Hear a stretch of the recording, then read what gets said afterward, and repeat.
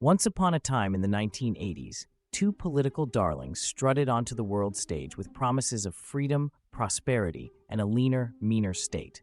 Margaret Thatcher, the Iron Lady with a handbag full of ideology, and Ronald Reagan, the cowboy president who made smiling through deregulation look easy. Together, they were the dynamic duo of Western conservatism, the torchbearers of a brand new gospel: free markets, small government, and personal responsibility. But behind the buzzwords and bravado was something far more destructive: a systematic dismantling of the post-war consensus that had kept inequality in check and public services afloat. The dream of home ownership, stable work, and affordable health care, that started cracking under their boots.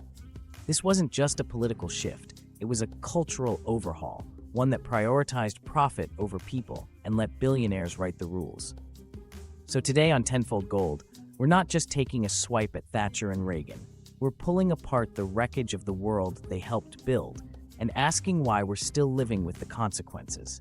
Give us a like, subscribe to our channel, ring the bell, and settle in, because this is History Hot Takes. Reagan and Thatcher destroyed the West. Point 1. The rise of neoliberalism. Thatcher and Reagan didn't invent neoliberalism, but they sure as hell packaged and sold it like it was sliced bread and freedom combined. Neoliberalism, at its core, is the idea that the market knows best, that government should get out of the way, that public services should be run like businesses, and that if the rich get richer, somehow everyone else will too. It was a radical departure from the post-war model. In the decades following World War II, most Western countries operated under a mixed economy, with nationalized industries, strong welfare systems, and a belief that the state had a duty to protect its citizens from the worst excesses of capitalism.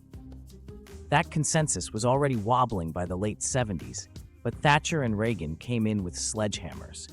They branded unions as the enemy, taxes as theft, and regulation as red tape, strangling progress. Government wasn't the solution, Reagan told Americans. Government was the problem. Thatcher was even blunter, claiming there was no such thing as society, only individuals. This wasn't just rhetoric, it was a calculated ideological pivot. Neoliberalism gave them the cover to roll back the state, gut public services, and hand power to corporations under the guise of freedom.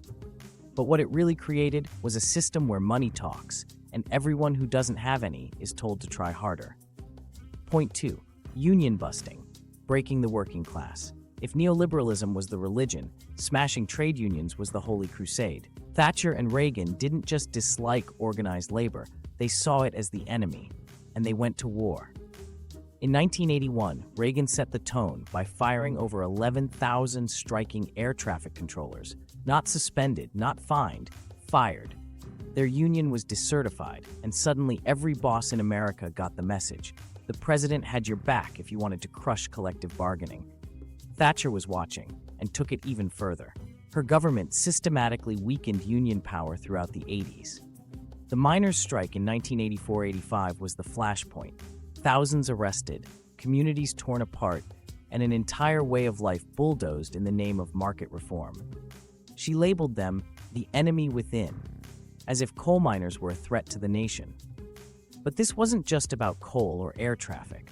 It was about breaking the power of workers to demand better pay, safer conditions, and a fairer share.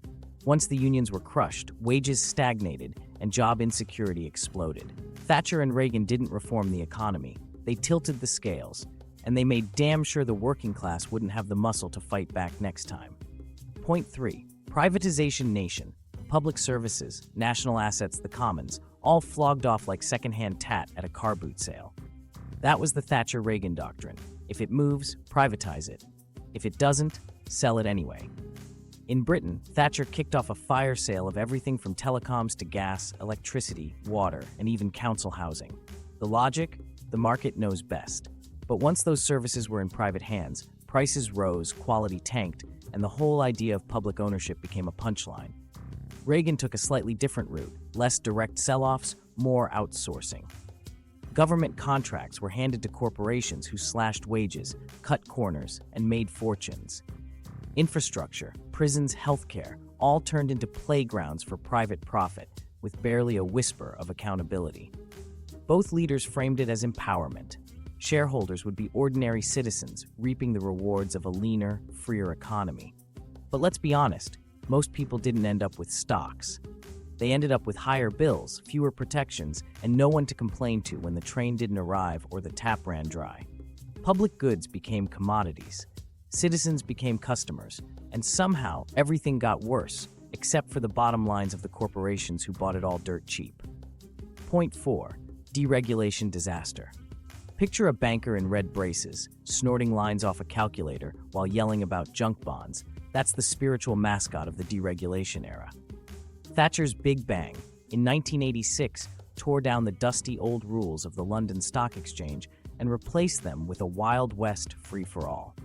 The city became a high-stakes casino almost overnight, and over in the States, Reagan was slashing regulations faster than a hedge fund manager firing his nanny. Banking, energy, transport, media, all liberated from the burden of oversight. The theory was that letting markets run free would unleash innovation. What it actually did was unleash greed. Rules that protected workers, consumers, and even the environment were gutted. Insiders got rich, accountability evaporated, and corporate lobbying became the new form of governance. The 2008 crash didn't come out of nowhere. It was built brick by brick from this ideological house of cards.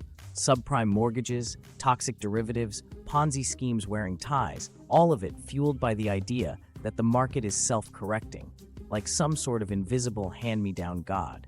Deregulation wasn't an accident. It was policy. It wasn't an oversight. It was the plan. And when it all exploded, it wasn't the architects who paid. It was everyone else. Point 5. Trickle-down economics, the scam that never ends.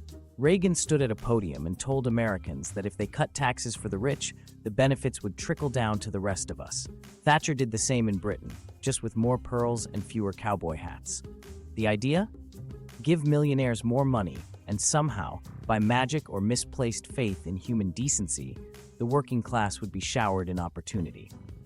Spoiler alert, it didn't trickle. It pooled in the offshore accounts of billionaires. In practice, this economic fairy tale meant slashing income taxes for the wealthy, reducing corporate taxes, and gutting welfare programs. The rich got richer.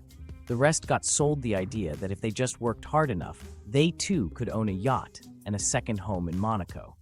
What they got instead was stagnant wages, rising inequality, and an economy increasingly geared towards financial speculation rather than actual production. Meanwhile, every hospital closure, every school underfunded, every social service gutted could be justified with a shrug and a smug mention of fiscal responsibility.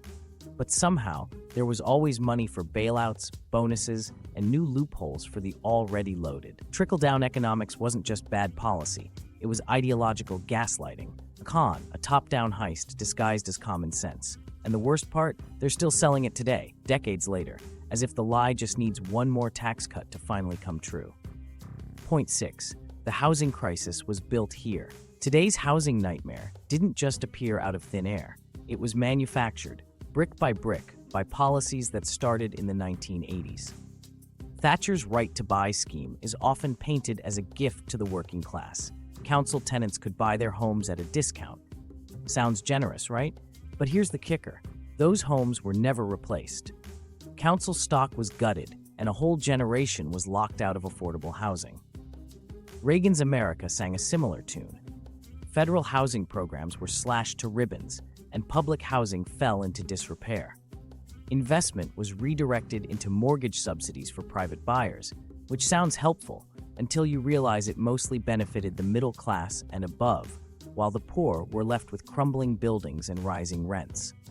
Both countries turned homes into speculative assets rather than places to live. House prices ballooned, landlords multiplied. Renters got squeezed. In Britain, whole streets once owned by local authorities became private gold mines for property developers. In the US, subprime lending boomed, and we all know how that ended in 2008. What they sold as empowerment was really dispossession. Homeownership became a privilege, not a right, and we're still living in the fallout. Want to know why your rent's through the roof, or why your kid can't afford a flat? Look no further than the 80s, where bricks and mortar became chips on the neoliberal roulette table. Point 7. Healthcare, the American hellscape, coming soon to a country near you. Let's be honest, if you've ever looked at the US healthcare system and thought, well, thank God we're not that bad, you might want to check again. In the US, Reagan's 1980s budget cuts gutted public health provision. Free clinics? Slashed. Mental health facilities? Emptied out. Medicaid? Trimmed to the bone. The result? A system where getting cancer is a financial catastrophe and breaking your leg can mean remortgaging your house. That's not a dystopian exaggeration. That's just Tuesday in the American health sector. Thatcher didn't go quite so nuclear. Instead, she laid the groundwork for what's now known as privatization by stealth. Hospital cleaning was outsourced. Efficiency savings became code for job cuts.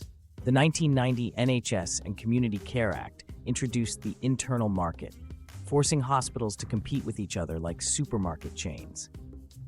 It was the start of a slow, grinding march away from the founding principle of healthcare, based on need, not profit.